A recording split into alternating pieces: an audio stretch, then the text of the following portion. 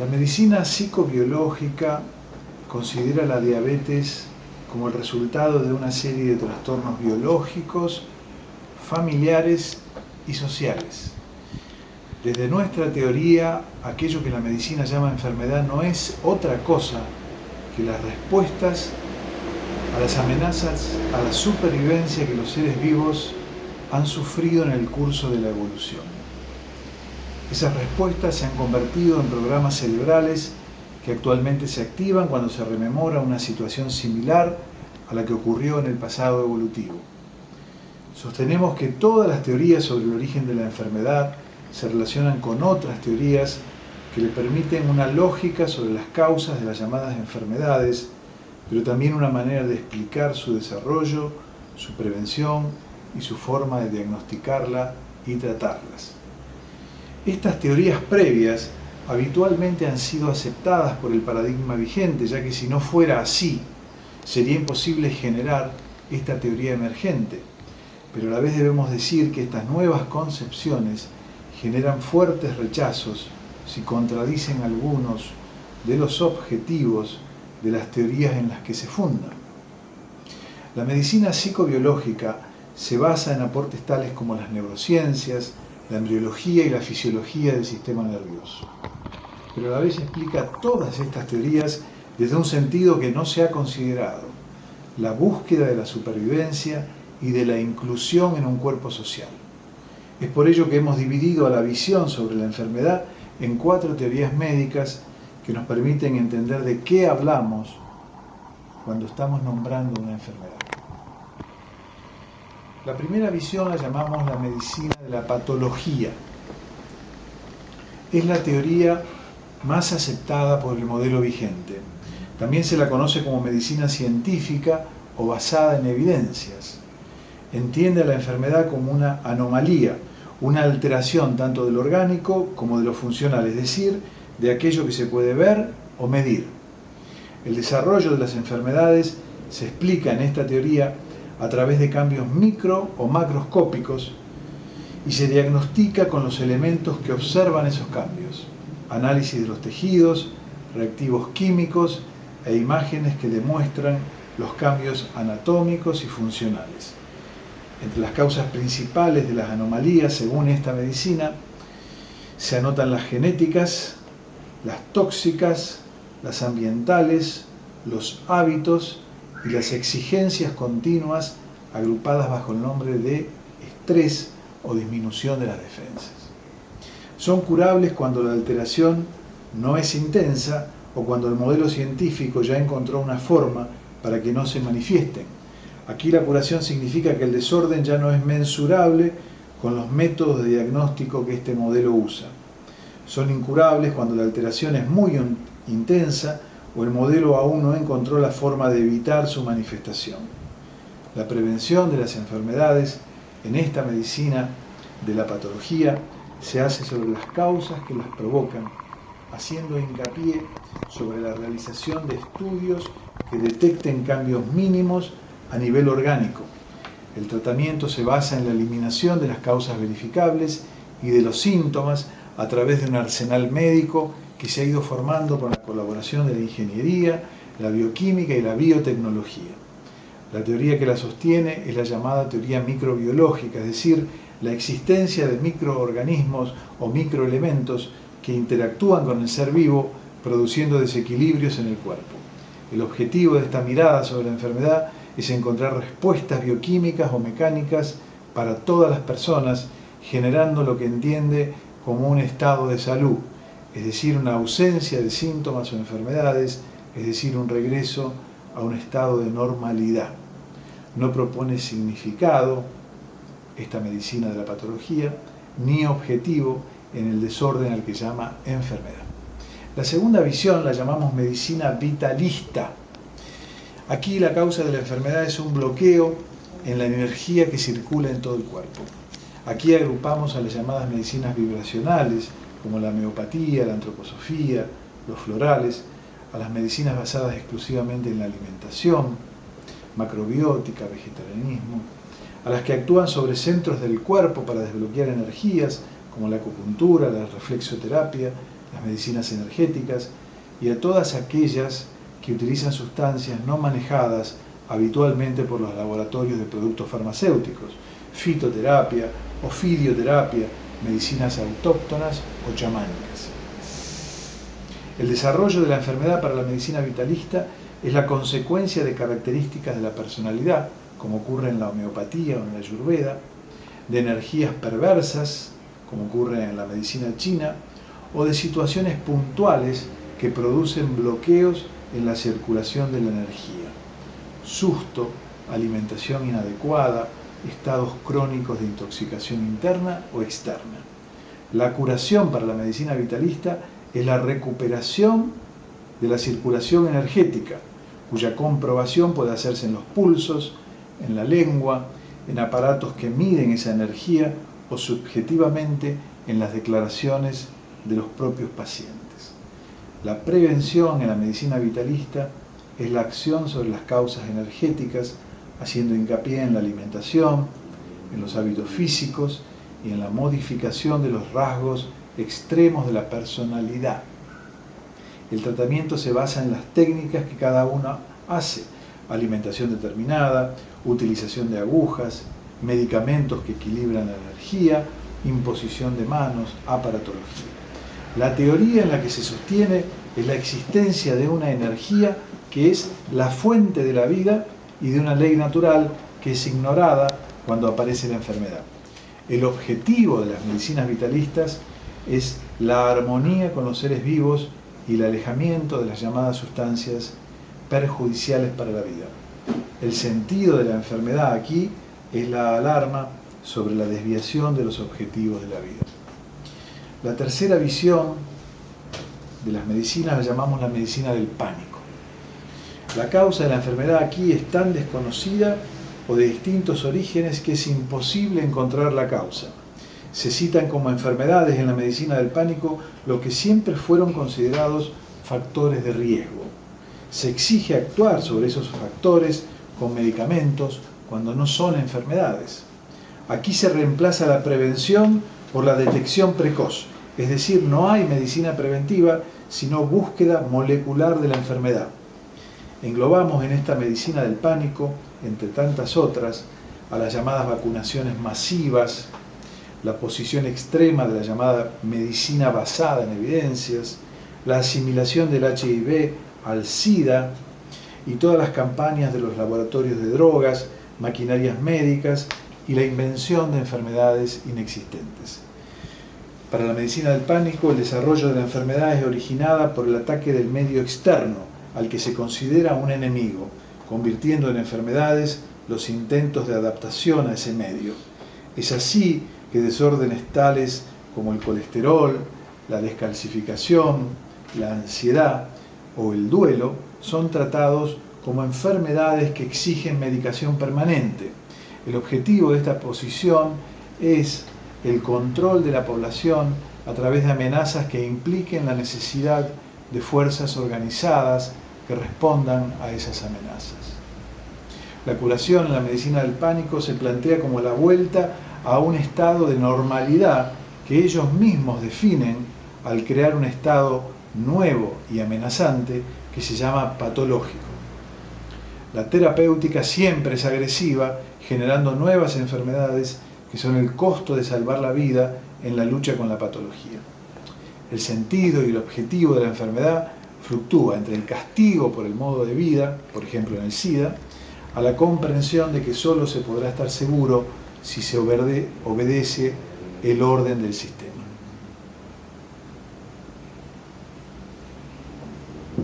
La cuarta visión, y la última, en esta división un poco quizás pesada para escuchar, pero necesaria para entender de qué vamos a hablar cuando hablemos de la diabetes. En esta cuarta visión ubicamos a las llamadas medicinas evolucionarias.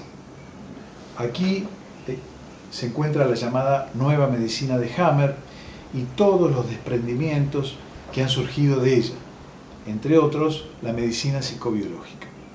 La enfermedad no existe ni como falla, ni como bloqueo, ni como castigo. Los seres vivos en su evolución enfrentan situaciones que amenazan su supervivencia y activan programas cerebrales para superar esas amenazas.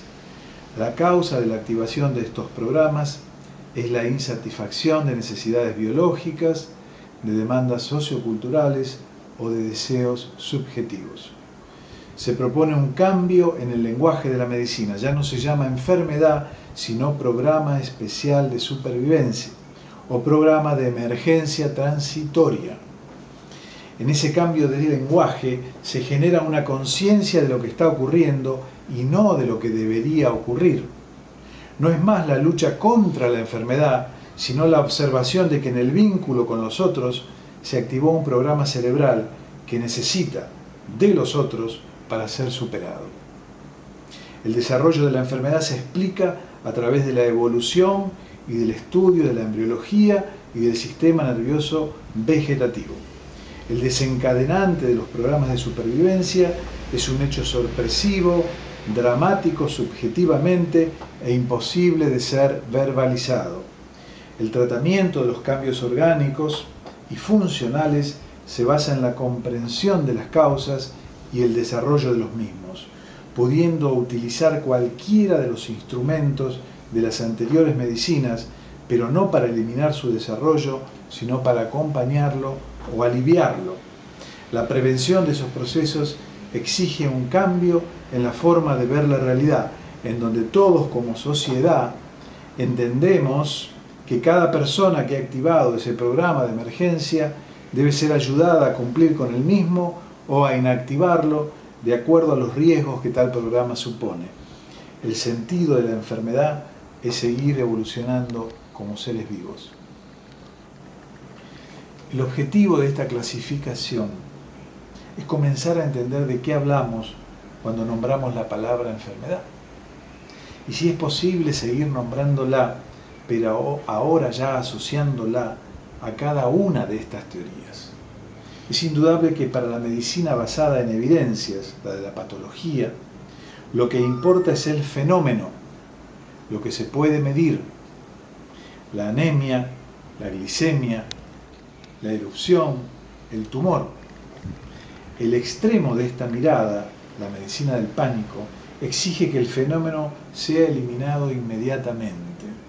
El llamado antibiótico preventivo en situaciones de fiebre, el uso de corticoides en erupciones leves, la utilización de radiaciones o químicos en tumores que no alteran ninguna función, son ejemplos cotidianos de estos extremos.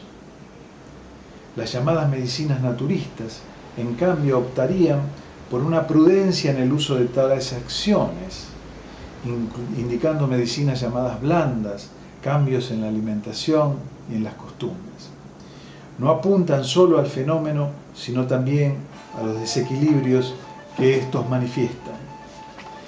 En el extremo de estas medicinas estarán las posiciones que minimizan todo y no tienen en cuenta el sentido de las manifestaciones físicas que pueden ser de una agresividad que realmente pone en peligro la vida de la persona. Con respecto a las medicinas evolucionarias, ellas responderán acompañando la realización de esos programas o inactivándolos para que no comprometan la vida. Pero allí también habrá extremos que solo ven su teoría sin entender que cada ser humano necesita de una solución que no solo pasa por la comprensión, sino también por la ayuda en poner los límites que él o su biología aún no pueden poner.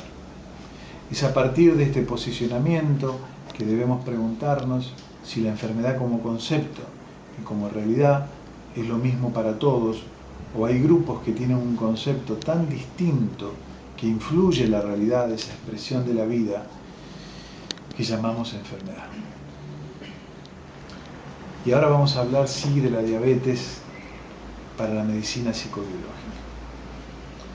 Es así que para la medicina psicobiológica la diabetes exige de la comprensión de los fenómenos biológicos, familiares y sociales que la persona que tiene ese diagnóstico vive y recibe. Inicialmente, digamos que la diabetes aparece luego de un conflicto biológico, es decir, por la imposibilidad de satisfacer una necesidad biológica por una situación dramática, vivida en soledad y sorpresiva.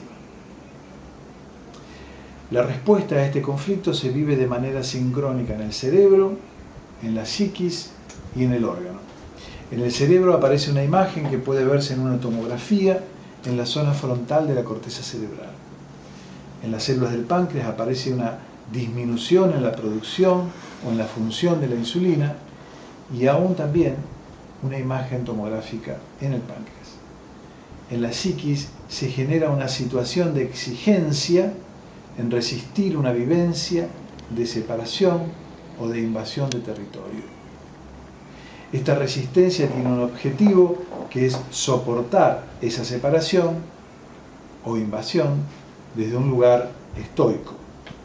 El sentido biológico de esa resistencia es mantener altos los niveles de glucosa en sangre para que puedan ser usados rápidamente. Es una necesidad de resistir permanentemente, aguantar, soportar. Se exige que la sangre tenga glucosa para usarla de forma inmediata.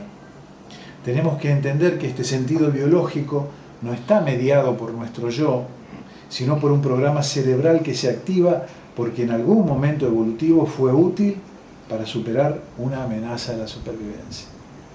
No lo es ahora, ya que el mismo cerebro fue encontrando otras acciones más eficaces, pero el hecho de existir situaciones sorpresivas, subjetivamente dramáticas e imposibles de ser verbalizadas, ha generado que la acción del yo no se use y sea reemplazada por este programa cerebral de supervivencia extrema.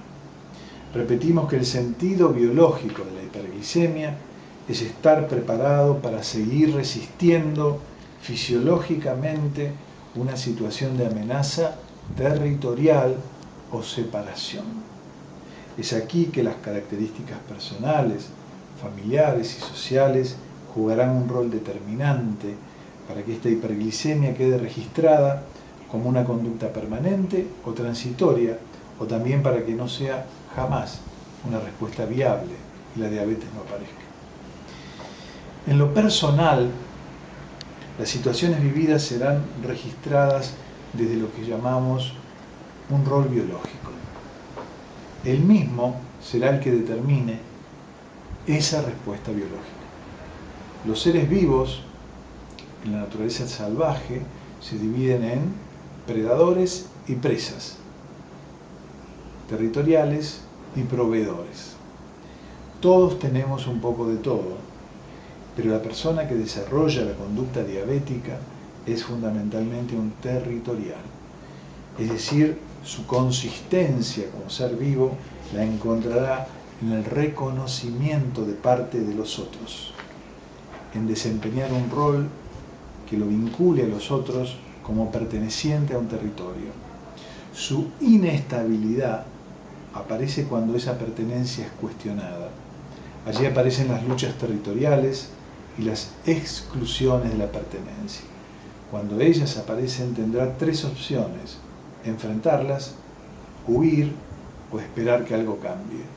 El diabético opta habitualmente por lo que llamamos una posición de omnipotencia impotente, es decir, una respuesta de ataque, que es la hiperglicemia, seguida de huida, que es la hipoglicemia.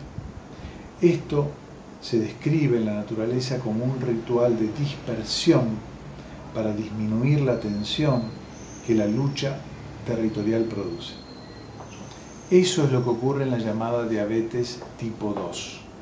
El cerebro pone en marcha un programa de desensibilización a la insulina para poder atacar o huir en cualquier momento. La vivencia es de resistencia permanente. El objetivo es salvar la vida. Si bien este rol biológico personal es determinante, lo es más aún aquello que llamamos órdenes familiares. Estas son las que ha recibido el niño al nacer. Esta forma tiene que ver con distintas variables, pero la hemos resumido en el siguiente concepto: no eres lo que nosotros esperábamos. Esto puede ocurrir antes de la gestación, durante el embarazo, en el parto o durante los primeros años de la vida.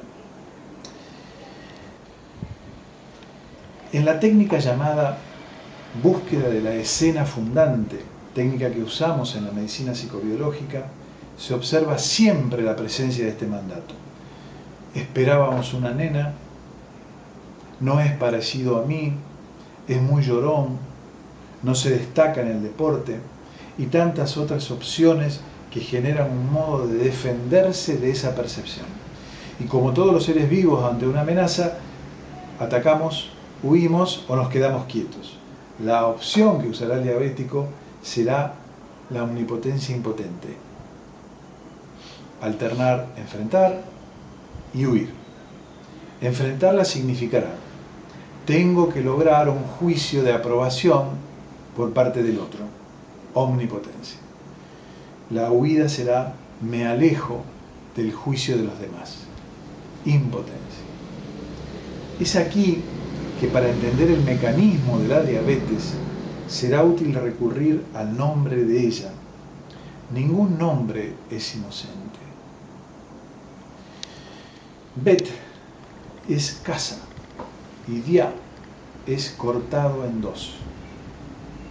Diabetes significa la casa partida en dos.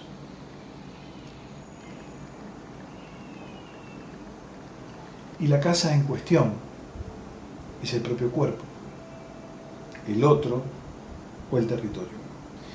Hay una división de lo que se considera el territorio. En el caso del cuerpo, en el adentro soy omnipotente y en el afuera soy impotente. Dulce por dentro, amargo por fuera.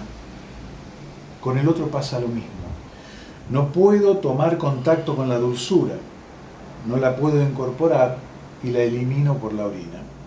El otro está afuera y no lo puedo incorporar. También para entender el mecanismo de la diabetes será útil recurrir a los nombres de la persona, a los nombres de su familia y a las fechas de nacimiento, muerte y concepción de sus ancestros. En un trabajo realizado hace muy pocos años en Noruega, se investigó a los habitantes de un pueblo que sufrían de diabetes en un porcentaje mucho mayor de la media nacional. Se descubrió que en ese mismo pueblo, 5 generaciones antes, se había vivido una gran hambruna que mató a muchas personas. Se asoció este antecedente a la aparición de una gran cantidad de casos de diabetes varios siglos después. Sabemos que el sentido biológico de la diabetes es resistir y por ello aumenta la glucosa en la sangre. Ahora bien, ¿qué es lo que resistían 5 generaciones después estos habitantes de este pequeño pueblo de Noruega? Es allí que aparece la tercera pata de la medicina psicobiológica, que nos ayudará a entender la diabetes tipo 1, aquella en donde la insulina no es producida por el páncreas, supuestamente, aquella que no puede explicarse totalmente con las situaciones vividas por la persona. Allí aparecen los llamados mandatos generacionales. Estas órdenes las ha creado el colectivo social para asegurar la supervivencia de esos colectivos y no solo de las personas.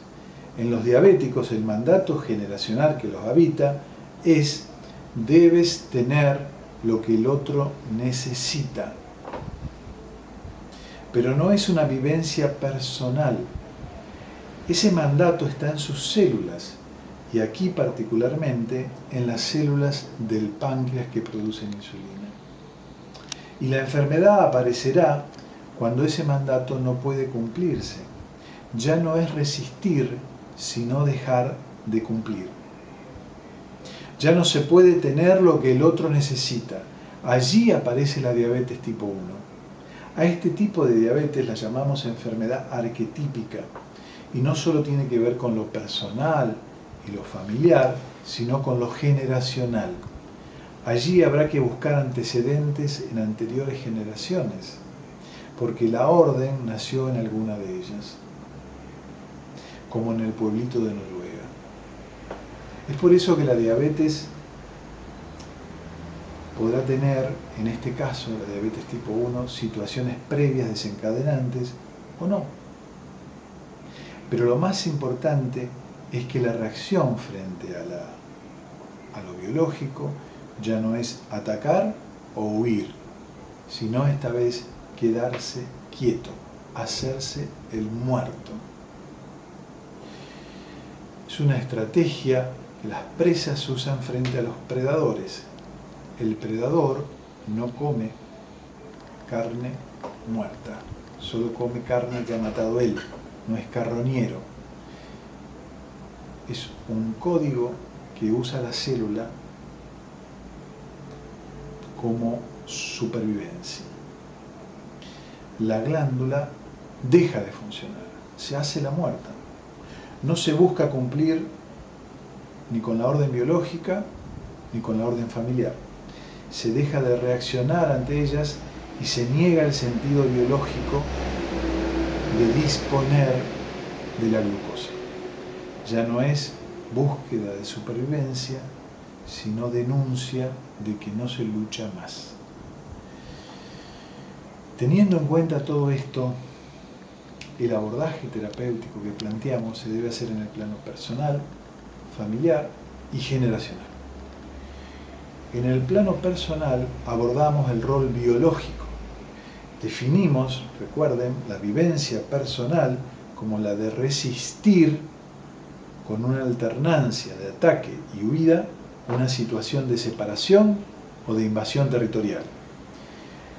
Hemos hecho en un trabajo previo una simetría entre estas conductas biológicas, atacar, huir, quedarse quieto, con las conductas que los animales tienen en sus permanentes luchas territoriales. Cuando dos animales luchan por el territorio y no hay posibilidad de ataque o huida, se expresan reacciones instintivas que se denominan conductas de apaciguamiento para evitar la muerte. Son códigos que detienen instantáneamente la lucha. Sostenemos que en la diabetes se expresan estas conductas, ya que la célula tiene incorporada durante millones de años estos códigos y al detener el ataque o la huida se detiene la disfunción celular. Los tres primeros códigos de apaciguamiento son la inmovilidad, la lateralidad y el agachamiento. El animal que necesita detener la lucha se queda quieto, no confronta, no lo mira de frente al otro animal y se agacha o mete la cola entre las patas. El animal vencedor, que aquí lo asimilamos a las células del páncreas, acepta estos códigos de apaciguamiento y deja de atacar. En la naturaleza esto es constante y el animal atacado, siempre que sea un semejante, no una presa, salva su vida. Podemos decir que si la persona diabética aprende a liberar estos códigos de supervivencia, el programa cerebral de elevar el azúcar para seguir luchando se inactiva. Los tres códigos de apaciguamiento, inmovilidad, lateralidad y agachamiento, son metáforas de acciones que debe realizar la persona para inactivar el programa de emergencia. No confrontar, quedarse quieto y agacharse pueden resumirse en una sola acción: humildad frente a lo que me sucede. La respuesta que lleva a la enfermedad, en realidad a la activación del programa de emergencia, sería bueno que empezáramos a pensar así, es la resistencia con conductas de ataque y huida alternadas y que genera una vivencia de estar partido en dos, el que ataca y el que huye. Las conductas de apaciguamiento se expresan dejando de atacar y de huir. Me quedo quieto, pero no es la inmovilidad fingida de la presa que se hace la muerta, sino el sometimiento a una situación que ahora no puedo resolver. No resisto más. Es la actitud humilde del que reconoce que no puede solucionar ni la separación ni la invasión territorial. Cuando esto no alcanza y la furia del otro animal no se detiene con estos códigos, se debe pasar a utilizar otros códigos de supervivencia antes de que sea demasiado tarde. Los dos más importantes son los de aseo y los de alimentación. En los primeros, el animal adopta una actitud de servidumbre frente al atacante y le saca los parásitos del pelo y se los come o lo lame. En la segunda, regurgita todo el alimento que tiene y se lo ofrece al contrincante. Los actos que expresan estos códigos en los seres humanos son el ayuno y las actitudes de servicio. Con respecto al ayuno, consideramos que es cualquier alimentación en donde uno se priva de alimentos que come frecuentemente. Las distintas dietas para diabéticos cumplen esta premisa. En cuanto a los actos de servicio, son compromisos con el semejante de serle útil en algo que el otro necesite. No es la exigencia de tener lo que el otro necesite, sino la sumisión frente a la necesidad del otro. Estos códigos de supervivencia detienen la actividad del programa de emergencia de hiperglicemia. Cuando se trata de la diabetes tipo 1, la glándula no está funcionando. Se dice que es una enfermedad autoinmune. En realidad es una orden cerebral. Y esa orden aparece porque ya no hay exigencia en cumplir el mandato biológico, resistir, ni familiar, lograr un juicio sobre mi capacidad. Ni se intenta lograrlo, ni se huye de hacerlo. Y esto ocurre porque el mandato generacional, tienes que tener lo que el otro necesita, no se puede cumplir. Este incumplimiento puede ser provocado por una situación actual, pero ello no es siempre necesario. Ya ocurrió en los ancestros para el cerebro y una fecha, un recuerdo o una situación parecida puede activar esa respuesta. En el caso del pueblito de Noruega, lo que no se tiene para el otro es comida. Y en la quinta generación lo que sobraba era comida. Ese hecho fue el que activó el recuerdo guardado en las células. No hay sentido de supervivencia actual, sino falta de supervivencia de generaciones anteriores. Podríamos decir que es una necesidad de denunciar aquella injusticia que no fue contenida por los semejantes. Las células no olvidan lo que pasó y denuncian aquella injusticia con esta conducta de que la glucosa abunde, ya no para resistir porque es imposible usarla, sino para que se repare la injusticia. El abordaje terapéutico ya no es ni el apaciguamiento ni el sometimiento, sino la reparación de esa injusticia en la cual el actual diabético no tuvo ninguna participación. Esto nos lleva a entender que el concepto de enfermedad arquetípica trasciende la responsabilidad individual y pertenece a todo el cuerpo social.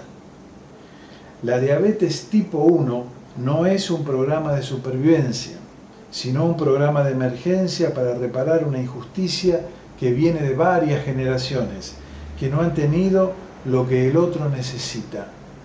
Es por eso que en esta diabetes llamada insulino dependiente, justamente es la dependencia del otro la que tenemos que aprender. Son los otros los que nos curan. En la diabetes insulino dependiente ya no me exijo para resistir, ya no busco el juicio sobre mi capacidad y ya no tengo lo que el otro necesita.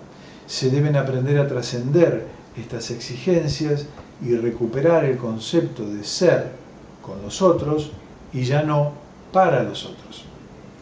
Hace algunos años, un antropólogo amigo me escribió la siguiente carta. Luego de tantos años de vivir en Papúa, he podido ser testigo de cómo estos pueblos originarios tratan a sus enfermos. Para ellos, estar enfermos es sufrir. Puede ser un dolor, un tumor, miedos o cualquier expresión de su cuerpo que les produce malestar. Inmediatamente concurren al jefe de la tribu, que es a la vez el chamán, y les ponen su sufrimiento. El jefe convoca a toda la tribu y allí se hacen presentes. Estarán el enfermo, los niños, los ancianos, los hombres, las mujeres. Luego el jefe entra en trance y lanza una pregunta para que todos la escuchen. Esa pregunta es: ¿quién ha cometido una injusticia? Luego comienza a pasar por todos los integrantes de la tribu y mirándolos a los ojos, escucha sus confesiones. Ellas giran siempre en torno a temas tales como la blasfemia a los dioses, el robo o la violencia. Cuando termina esa larga expresión, sale del trance y convoca a los líderes. Les indica que reparen una por una las injusticias. Si blasfemaron, que compensen a los dioses. Si robaron, que devuelvan lo robado. Si golpearon, que se disculpen. Es así que desde hace 10.000 años, me decía Alex en esa carta, estas tribus solucionan en poco tiempo lo que nosotros llamaríamos graves enfermedades. Para confirmar esto, les transmito un relato de un franciscano de mi ciudad, el hermano Julio Bender, que vivió 10 años en África. Cuenta en uno de sus libros que una vez les propuso a un grupo de niños africanos que hicieran una carrera, ya que a 30 metros de allí había dejado una canasta con golosinas y frutas. El que ganara la carrera tendría derecho a toda la canasta. Los niños, por toda respuesta, se tomaron de la mano y corrieron alegres los 30 metros todos juntos. Al llegar se pusieron en ronda y se repartieron las frutas y las golosinas. El sacerdote, confundido, les preguntó si no habían entendido la consigna, ya que la canasta era para el que ganara la carrera. Los niños, mientras comían, le contestaron: sí, la entendimos, pero nosotros somos Ubuntu. El franciscano le preguntó a un adulto qué significaba Ubuntu y le respondieron: yo soy gracias a los otros. Y también no puedo estar alegre si el otro está triste. Esa es la cura de las enfermedades arquetípicas como la diabetes insulino dependiente. Convertirlas en humana dependientes.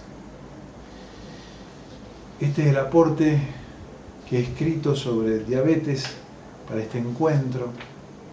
Espero que no haya sido demasiado pesado, son demasiadas ideas en muy poco tiempo, pero quedo a disposición de ustedes por la línea que la considere necesaria para contestar todas las preguntas. Muchas gracias.